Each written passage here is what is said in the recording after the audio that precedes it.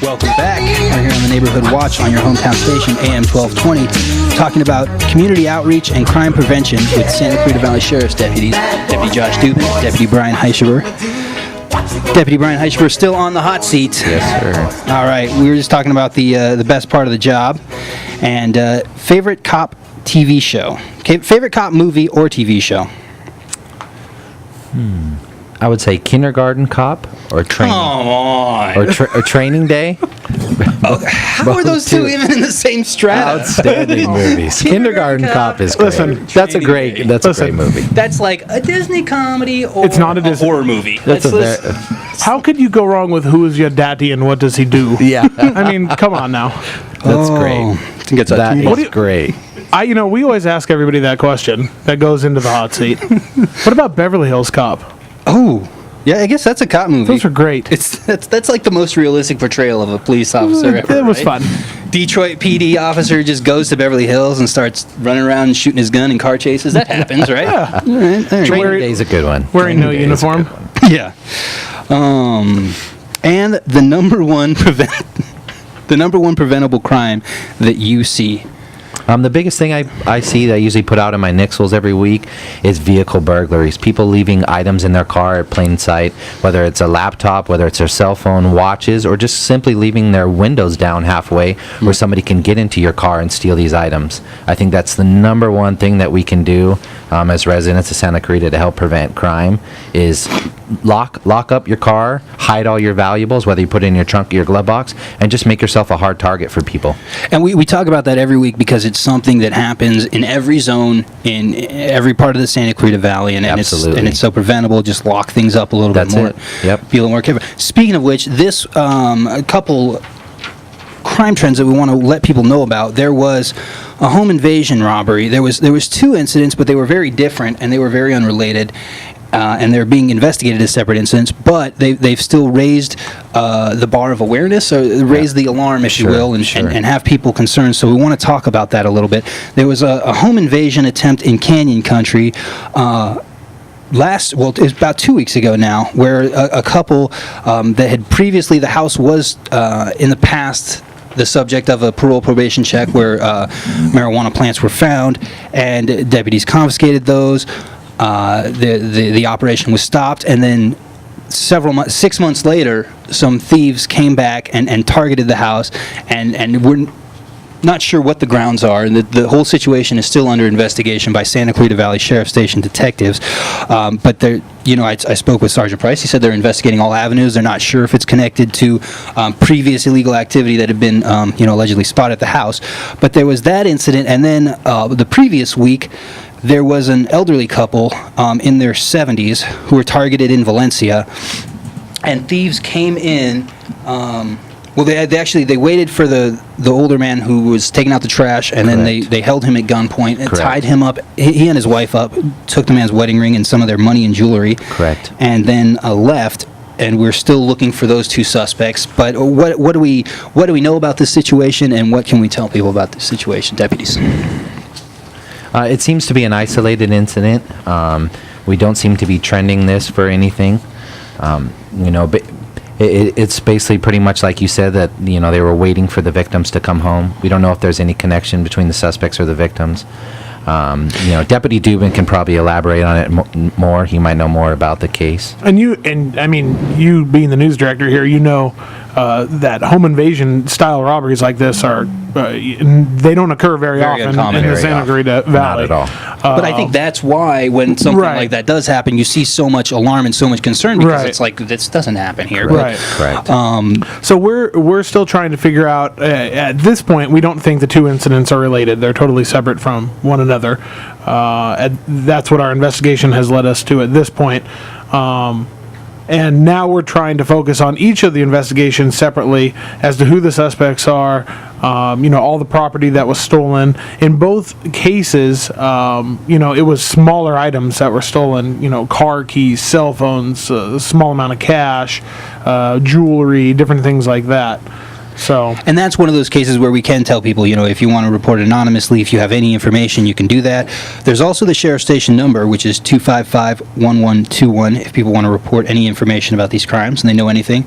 But there's an anonymous number, 1-800-222-TIPS, which is also 1-800-222-8477. If anybody has any information about the home invasions, they should definitely give the sheriff's station a call. And this story brings to mind some other information that we had talked about last week that the sheriff's department had put out. We have to take a quick commercial break, but I want to talk about just crime trends that the sheriff's department and sheriff's station deputies here are seeing, and what people need to know about that when we come back from break on your hometown station, The Neighborhood Watch, brought to you by All American Bail Bonds.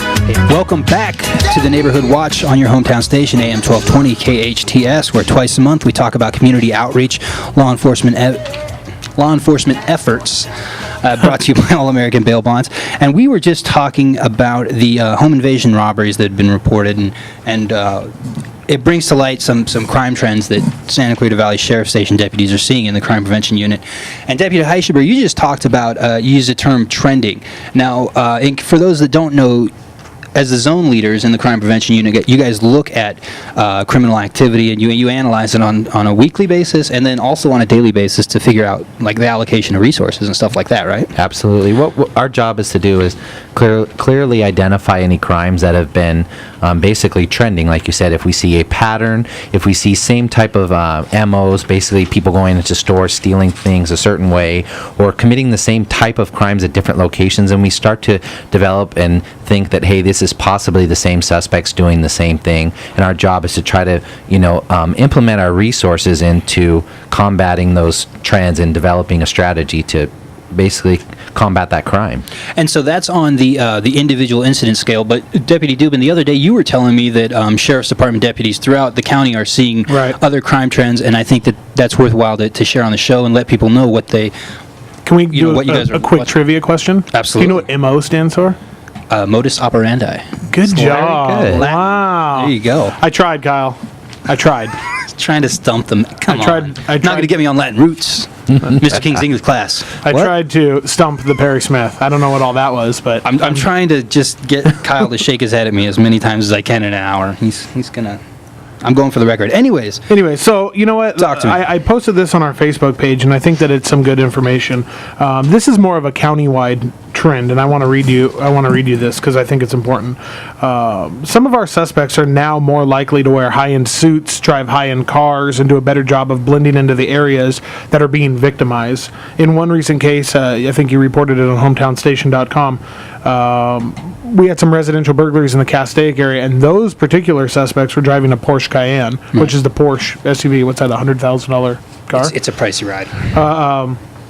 Gangs, or gang members now, are ignoring traditional racial and territorial divides, working more cooperatively to victimize communities. Even gangs that have traditionally fought for turf are now focusing their efforts on crime as opposed to fighting amongst each other. So, go ahead, Perry. The model, like the dangerous minds, if you will, of that era, that activity, the stereotypes of old school, fancy cars, big rims, and that type of thing. And I think that's going by the wayside. Well, I think that it's alarming that there's less interfighting between potential gang members, and they're focusing more on the dollar bill and more on victimizing people. So I think that that's good information that needs to get out, and I think that people need to be aware of that.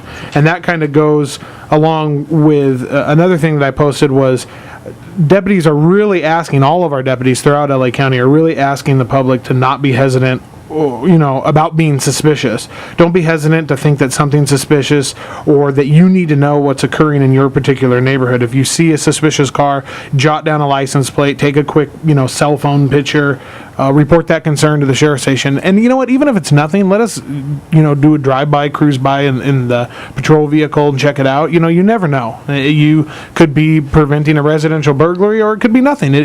But at least let us check it out if you think it's suspicious. Nobody knows your neighborhood better than you do. You live there, obviously. And as even a partial plate can help, right? If you guys get the first three, you guys can usually track down. Some of our new department resources are really good, even with partial plates. So I think that Go ahead. I just Brian. think, just to put emphasis on what Deputy Dubin said, is the criminals are trying to blend into the areas now that, are out here. They're trying to drive higher end cars, dress nicer, look, so people will be less suspicious of just say somebody that, looks like a gangster wearing, the typical gangster attire. They're looking more professional and more clean cut, trying to blend in. Like Kyle. Well, Absolutely. Like this gentleman right here. Except probably not wearing a KHTS shirt. We don't give those out to just anybody. It's true.